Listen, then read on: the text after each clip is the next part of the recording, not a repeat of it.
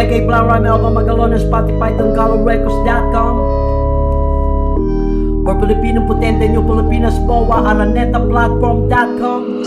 Ano sa palagay mo ang kahahantungan ng mga taong di malaman kung paano mailalagay ang sarili sa wastong kulang na pinagulat, na hanggang ngayon nakapikit at nakapiring ang mga mata, at ang isipan malayo man ang tinakbo at makakarating din sa lugar na kinamulatan.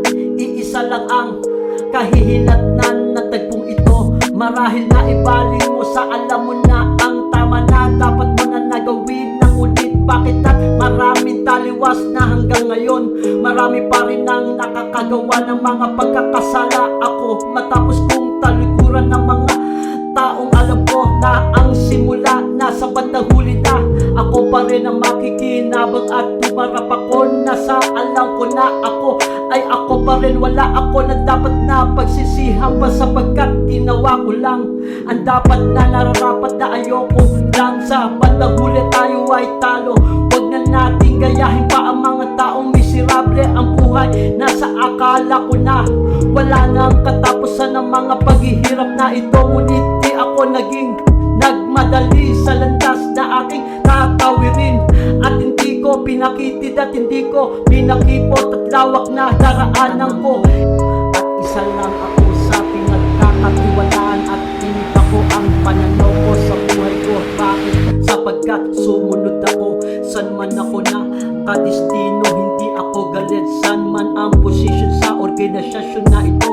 Supervisor ako sa mga kumpanya na ito matapos sa administrasyong Aquino Duterte, at ngayon bagong administrasyon ni Ferdinand Romualdez, Bongbong Marcos Jr. Bagong Pilipinas, bagong agapan. Hindi ako papayag na talagin pa ako ng agos tayo lahat ng mamalulunod. Diba magandang pakinggan at magandang pagmasdan kung lahat ng Pilipino pantay-pantay? Wala nang mahirap, wala nang mayaman, wala nang malaya sa Philippine Sea, wala nang sigalot.